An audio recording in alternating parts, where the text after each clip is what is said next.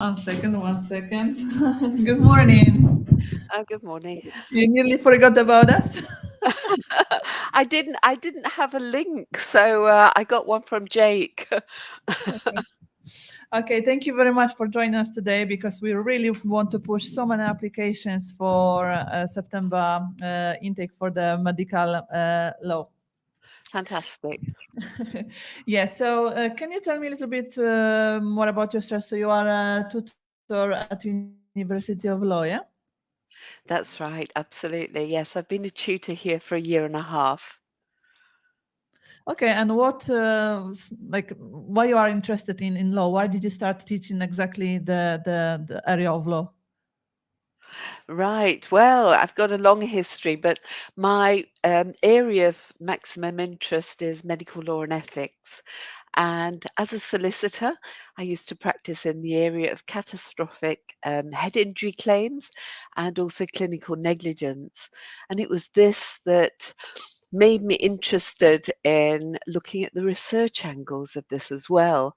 I also have a background as a qualified nurse and a qualified midwife, and so this also sort of galvanized my interest in this particular area. But it's an area that I've been working in for the last 22 years, so it's quite some time. So you started from being a nurse and then you moved to law, yeah? Absolutely. Yes, absolutely. So Yeah. many years of education, I guess. Yes, yes. It's quite interesting though. There are a lot of overlaps between the professions because, you know, you have clients in the same way. Well, you have patients with one, but clients in another. So there are a lot of synergies that can be really useful, really interesting. Definitely, it was easier for you to sort the cases because of your knowledge from nursing side, medical side, isn't it? Absolutely, absolutely. At least you know about the terminology, so Yeah. that makes things much, much easier. Yes. So can I ask you, because maybe we have some nurses who will be watching us and they want to start another degree. So you finished like a nursing degree and then you started the law from the beginning, or you did just a No, master in no. law? No, I'm at risk of showing my great age here. I was practicing as a nurse and midwife for almost 15 years. Oh, wow. And yes, it was after that time that I wanted some new challenges, some new interests. So yes, that's my background. Yeah. So, but did you do master in law or you started from the beginning LLB law? Yeah, I actually did something called a law conversion course. Okay. Yeah. Yeah, I did a PGDL in those days, so it was much quicker for me to do that. I'd already got a degree in nursing that I used as a sort of basis, and then I did the conversion course, which was great. It was super. And then I did a training contract, and then I qualified as a solicitor after doing my LPC. So how many years did you have to study law to become a lawyer, and how many years of practice? Oh, well, I did a GDL in 1 year, PGDL in 1 year. Then I studied an LPC, which took 1 year. And then I had to do a 2 year training contract where I had 4 seats and I sat in 4 different areas of speciality. And that permitted me to qualify as a solicitor. And then I practiced as a solicitor for almost 3 years before I decided that I wanted to have a little look at academia about higher education. And I really enjoyed that. So I carried on in that area. So to become a teacher, did you have to make the that course, or you could start study straight away? In order to go into higher education at that particular time, I was able to start as a part-time lecturer because I didn't want to give up my day job. I wanted to just try it out before I made a conversion. So I took some hourly paid work and I realized that I really enjoyed it. And then I wrote a couple of papers. And one was in the New Law Journal, a little article, and I really thought that was for me. So then I applied for jobs And then I was taken on. And then shortly after that, I did an LLM. I didn't do it in medical law. I did it in business law. Okay. Um, but yeah. I was studying international business law. So you know all about it. Yeah, it's fascinating. It really is great. Yeah, yeah. So, do you miss hospitals sometimes? Not nowadays, the honest truth. Not nowadays. I'm glad I am where I am. But yeah, I really respect all those hardworking health professionals. It can be really tough. Definitely. And so, do you have any knowledge about the LLM, like in healthcare or mental health? Yeah, Or absolutely. Yes, I've been teaching on all three of the programs. Well, all two of the programs. There's an LLM in mental health law, and of course, there's the LLM in medical law and ethics. So I've been teaching on both of so, those. what's the difference between them?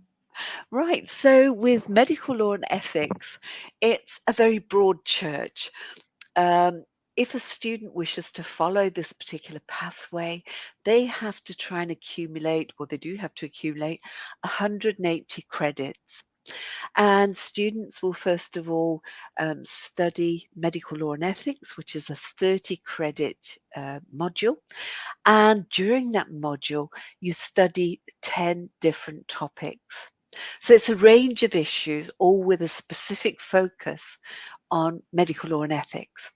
And it's very much socio-legal, which means that it's broader than just law. You look at context as well. So, for example, excuse me, you look at things like, the NHS, private practice to some extent. You look at, the whole area, which makes it fascinating. It really does.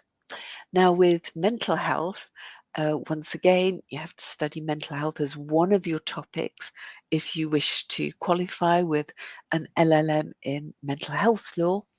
And once again, it's a whole range of issues. It includes something called voluntary and involuntary patients, compulsory treatment of some patients, but it also looks like some contextual factors. For example, we look at things like housing and the effect of poor housing on mental health. So these are subjects that can be studied by people that have a law background as well as people that have no law background whatsoever, which is great. So everybody starts off from a level playing field. You don't need to have a really in-depth knowledge of law, which is super. But the plus point is that our students who didn't have an background of law, Yes. they have 2-3 months preparation of law because they need to know something. But I was Out. always thinking that, for example, someone finished BA in psychology Yes. and they're going for LLM in mental health. So, Yes. what kind of job they can do connected to psychology and law after they graduate? Well, it's very open. There's no specific job, so I can't say, they would qualify as a psychologist with a specific interest in mental health law. It's not quite as simple as that. But after saying that, there are so many careers where this sort of wider appreciation of the legal environment or governance, for example, and policy can be so useful indeed. The thing that immediately comes to mind, of course, is, you know, if the person wants to go into higher education themselves, who wants to take it that way. But there's a whole range of specific areas that they could go into. With medical law and ethics, for example, it depends once again on the type of student. If you have a student who's possibly already a practicing barrister or a practicing solicitor, they might wish to use their LLM in order to advance their career. And it really can help in those areas. If you've got a healthcare professional, for example, some health professionals that I've taught in the past have wanted to sort of move their basic career. They don't want to change and become a lawyer like I did. They want to keep themselves as a nurse or as a doctor or whatever their background is, but they want to go into policy areas, for example, or maybe they want to go into governance, clinical governance, which is a really popular area to look at, or maybe they want to go into the healthcare regulatory bodies or the defense organizations, like, for example, the Medical Protection Society or the Medical Defence Union. I've recently had a student, I wrote a reference for her because she was applying to the General Dental Council for a role. She's a dentist, but she wanted to take her career into that particular area. So yeah, so it's thinking outside the box a little bit to see where this knowledge might take you. Even I decided to study international business law. I have my own company, and I will never go to work for someone, but I use Yeah, the knowledge for myself. exactly. So it's just I just save £600 on the solicitor advice, for example, sometimes. So well worth it. So you've got a good return Yeah. on your money. Yeah, but I think even people who like doctors, if they Yeah. will do some, it's good for them to know as well, because Oh, they absolutely. can Yeah. put themselves so many times in at risk. So Yeah. studying additional 9 months, they can help them to avoid the some problems in the future, isn't it? Absolutely. And the thing is, when you think, from my background as a healthcare professional, the way you look at things as a lawyer is quite different. And it's a really good learning skill, a life skill, to be able to look at things with that different perspective. So I would totally agree with you. Yeah, absolutely. Or even psychologists who will finish LLM in healthcare, mental health, they can work in the council, for example. Absolutely. Social Yeah. workers, because Yeah. always my students, they asking me, what can I do after this degree, why I should add this LLM. So Yes. during this podcast, I would like to give them as many ideas as we can to find a job after they finish only 9 months course, which is LLM. Yeah. So mental health, I would say, even if someone was studying business and they want to work, I don't know, at the airports in immigration or something. So knowing the people when they're trying to sneak through the border, for example, uh, when you read their mind, I think it's helpful as well. I think in many ways people can use this degree. But Yeah. before we finish our podcast, if you will have more ideas, they will come to your head, then just share it with me. Yeah, I certainly will. Yeah, yeah. The other aspect that we do on the master's course, of course, is to write a dissertation. Now, this is a long piece of work. It's 15,000 words, but students choose an area that they wish to look at in great depth, but they get the support of experienced academics in order to do that. Now, that particular piece of work can also help with future career possibilities. For example, if you have somebody who wants to go into higher education, they maybe want to do some empirical work. They want to do some interviews or questionnaires, then we can support them to do that. If they have an idea from their previous knowledge that this is an area they really want to look into in great depth, once again, this might open other possibilities for future career. So it does give you additional skills as well, like legal research skills, which can be useful in a wide variety of circumstances. So I think the trick in the game is not to think that the LLM will equip me to do a certain job. It's much broader than that. Like you say, with your company, it's given you additional skills that maybe you didn't think about right in the beginning when you started. But Definitely. it's yeah, yeah. So I know how you assess the students at the University of Law, but I will ask you, how do you assess? Yeah, yeah. Right. So there is an assessment regime that's built in through all of the different courses that we do. Some of the courses, I'll take for example on medical law and ethics.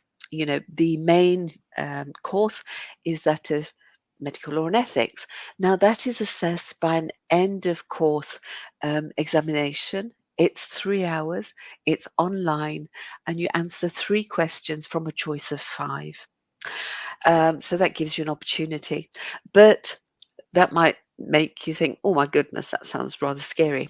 But we also have an option to do a mock exam halfway through the course where your tutor can provide you with really supportive, formative feedback in order to make sure that your final exam is the best piece of work that you can do. Now, on healthcare regulation, which is one of our newest courses, very popular course, that is assessed by an end of course piece of coursework. That's 4,500 words. You have more or less about a month to put that together. So you have got some time. Most students really enjoy doing that because once again, they have an opportunity to really explore that area in great detail. But, all of the assessments are online. People don't have to come into, you know, an examination centre or anything like that. But yeah, and also the dissertation is a double weighted module, and that's where students can study, something that they really want to look into as well. Um, I enjoyed my exams online, but to be Yeah, honest, when I was studying before international business and also yeah. LLB law, and Oh when yeah, I had to sit the exams on LLB law, going to yeah, the campus or to it's I like it more because I put more into like learning. Online yeah. is always kind of easier. Yes, yes. Well, the other thing, which is interesting is if you have a student like yourself who prefers the discipline of going into a centre, that is also a possibility. Okay, I didn't know Yeah, that. yeah, yeah. So most students do prefer to be online in their bedroom or whatever they feel comfortable. But yes, of course, I totally get that. So yeah, So when yeah, you have the 3 hours great. and you have to write it down, then there is no option. You have to just You focus. have to sit there, Yeah, focus. no matter where you are, you have to do it. Yeah, Okay, so can you tell me a little bit about workshops? The workshops really prepare the students for the yeah, like real cases and how they yeah. can use it in the future at work. Absolutely. So the main sort of teaching approach on the AML course, the LLM course, is by these workshops. Now, each course has 10 workshops. So this runs on a weekly basis. It's timetabled. So students are aware of when the workshop will be held. Now, the workshops, students are expected to do some pre-course, pre-workshop reading. They are told what the reading actually is. They have links to the library, so everything's online. You don't need to buy anything or do anything like that. And there will be specific questions that will form the focus of the online workshop. And these online workshops are interactive, they're synchronous environments, so everybody's talking together. These are really dynamic. This is my favorite part of teaching on these courses. They're absolutely great fun. We always have good fun doing them. Now, however, some students choose online learning because they have childcare commitments, maybe they're working full time, maybe they are across the world in New Zealand, for example. So for these students, attending physically at these, well, attending online at these workshops is not really possible. It doesn't matter. All of these workshops are recorded, and the recording at the end of the week is put on to the course so that all students can watch, and these are available right to the end. So even if students have actually taken part, they can still go over, watch the recording, so it can be very useful for the purposes of revision before the assessment. So that's the way we do it. And to be honest, when I was studying my LLM online, sometimes when I joined recorded classes, I didn't feel that it's recorded before, because when you listen this, do this exercise now, I will make you in the groups. Apart from the fact that you can talk to the people, all exercises you can do like you are on the live session. Yeah. So online teaching at University of Law, it's in my opinion, very, very, very good. At the beginning, there is like so many modules, information, so people get Yeah. lost. But after you learn how to use it, it's Yeah. it's It's very easy. great, isn't it? Yeah. It really is great. And at the University of Law, as you know, we use a specific type of learning model called the PEC model, which is prepare, engage, and consolidate. And there is a lot of guidance about that online before students get involved. And also, all students have an academic coach. They have an academic coach who's allocated to them. It used to be called a personal tutor, but they have a more academic role. So if you have a student who's very new, perhaps they haven't, um, you know, had online teaching before and they're a little bit lost, they can reach out to their academic coach who can guide them. You can have a meeting, you can learn how to do it. There's no such thing as a silly question, and there is a lot of support there. So yeah, I think online provision can work really, really well for the right After student. COVID. Yeah, absolutely. Yeah. My advice to the students, they have to just be open to communicate, even if there is not like face to face. They Yeah, have to ask us questions. Like you said, there is no silly questions, because I yeah, was like a shy one. Oh, I of don't know where to course. find. I was asking everyone around. But you have to, when you're studying online, you have to be really open to talk to people, try to find the way, because the Absolutely. everything is there. It's just sometimes maybe a little bit difficult to find it. I have a Yeah, question. So, for example, sure. to become a solicitor on the normal way, people have Yeah, to do LLB. And after yeah, this, for example, if they want to practice in medical law, do yeah. they have to do LLM, or they can just find a practice where they will be practicing Yeah. that area of You law? to be honest, nowadays, it's quite interesting. You no longer definitely need to have an LLB. Mhm. There's something called an SQE, Solicitors Qualifying Examination. Now, the University of Law do give that training. So if there's anybody out there who's interested in that, I would refer you to look on the University of Law website. There's a lot of information out there. There's many ways of becoming a solicitor or even a barrister nowadays. So it's worth looking. It's it's tried to make the playing field fairer so that more people can join the profession if they want to. Now, if you have somebody like that who's very interested in going into personal injury or perhaps clinical negligence, you might want to look at working in a law firm that specializes in that area. It's quite easily to find which ones specialize in that area. There are a number of books and guides. Some of the big ones are like Capsticks, like DLO. DLA Piper, Panone, for example, up in the north. But there's many law firms who specialize in that. So, no, actually, you don't need an LLM to go into that area. However, if It's you like, want to make your CV stand out, yeah. And also, we had the students who joined SQE, but they had to pay it by themselves. But yeah, when they will join LLM with SQE, they yeah, will get it covered by the student finance, which is a lot yeah, of money, because SQE is very expensive. So exactly. always our students, when they see SQE, and then we say, well, you can do LLM, and then you will get the money from the government, the loan from the government. Perfect. This is the way they cover the tuition fees. And Absolutely. Yeah, at the yeah. end, can you tell me, because I heard from some people that before you start earning really good money as a solicitor is a long way. Is that true? It depends. It depends. Some people qualify into the magic circle firms in the city in London. They tend to earn very well indeed right from the word go.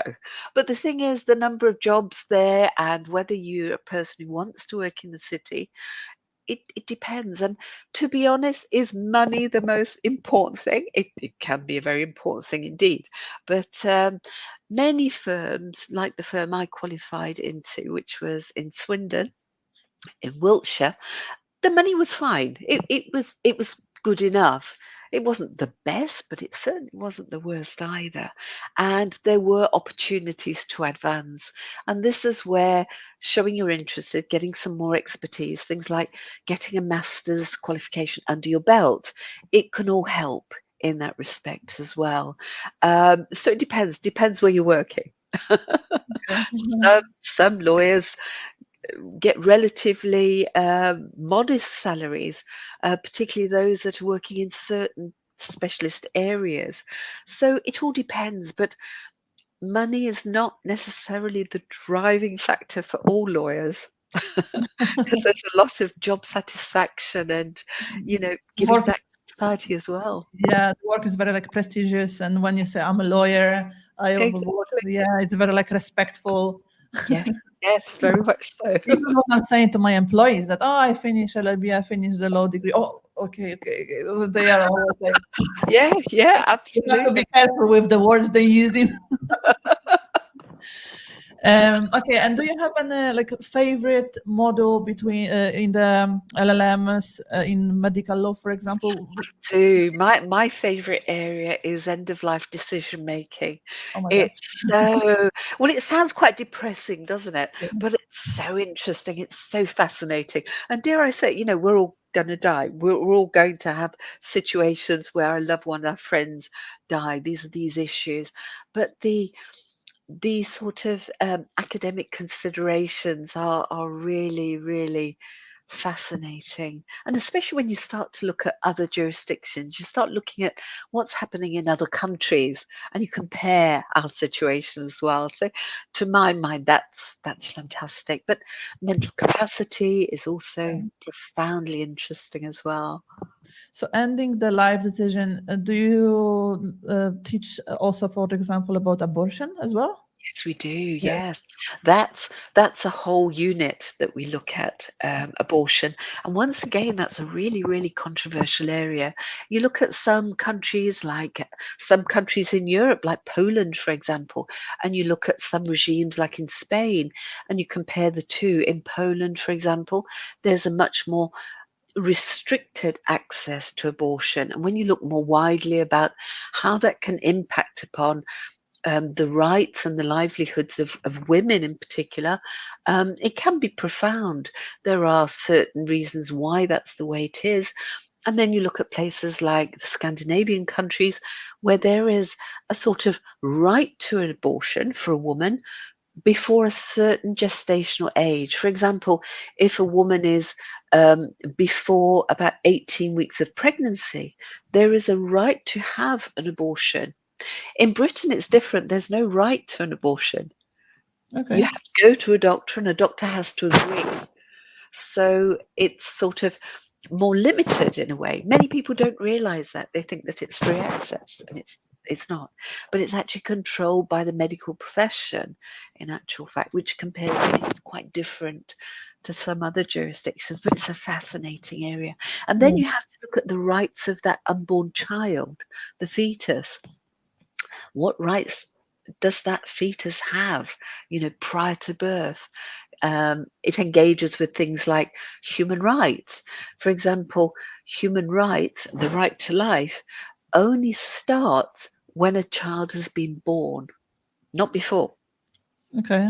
Yeah, In yeah, Poland, we had the situation a few months ago when the lady had some miscarriage, I think, and they didn't remove the baby for the few weeks, yeah, and she passed away because of the infection. yeah. So this is a really Yes, deep that's right. area. It's a Yeah. really deep area, and particularly, for example, in Ireland, which is where I think that particular case came from. It's the access to abortion is very limited, mainly because of religion and aspects like this. But it can cause real tensions, like in the situation that you describe. So it's a really, really serious issue. This is, So but how yeah, the student, fascinating. it's exciting, yeah. And so how student by studying this area of law can, I don't know, for example, help people or get the job. What kind of professions do you regulate in exactly this, for example, abortion law in each and every country? Yeah, well, It depends. Some people might want to go into policy making. If there's areas of law reform, fundamentally there might be areas where lawyers in particular might want to get involved in that area. Um, there's areas like in if you have health professionals who are advising women, it's often useful to know about these areas where law interfaces with clinical practice, for example. So it can be useful to have this wider knowledge. We have some people who study topics like the LLM in medical law and ethics who don't have a legal background, they don't have a healthcare professional background. They are just really interested in this really dynamic area because you pick up any newspaper on any day of the year and there'll be something controversial, something about medical law and ethics that impact all of our lives potentially. Recently, there's been the issue about transsexuals and children and the extent about decision making in this area. These are profoundly important areas that are facing society. So it's not just people that are looking for a job, it's also people that want to think more broadly about these hugely controversial issues that affect us as people, and as society. So what is happening, like by law, if the woman is pregnant and she doesn't want to have a child, and her husband is saying, "I want to have that child." So is there a legal way to sort this issue? Well, in terms of the law in this area, in this jurisdiction, at least in England and Wales, is absolutely clear cut. It's the woman's decision. The man, even if he's been married to the woman for maybe 20 years, and at the end of the day, if his wife gives birth, he will be responsible financially for, contributing to the upkeep of that child. But he has no rights over that woman's body. No rights to stop her from having an abortion if she decides, and if medical professionals support her decision, they have no rights to interfere with that decision at all. And the reason for that is quite it's quite interesting. You've only got to think to yourself for 1 minute, what if that man did have a right over his wife's or his girlfriend's body? What would that tell you about women's autonomy, women's right to choose? We'd be back in the dark ages. Yeah. But you can understand from a man's perspective, you know, it's biologically that child, his heart 50% his, but he's got no right. Yeah. So Wow. you can understand, how they would feel quite hard done to as well. But you've only got to think about the implications if he did have a right. So Yeah. yeah. Guys, I hope with this little chat, we just make you feel that law is very, very interesting area, and you will join one of our LLM law degrees. Thank you so much for your time. I can talk with you for hours, I guess. We have to usually It, set our it's podcast into 30 minutes. it's a pleasure, and it was so lovely to meet you. I really enjoyed this chat, and thanks very much. Thank you. Thank you. Bye bye. Thank you. Bye. Bye. Take care.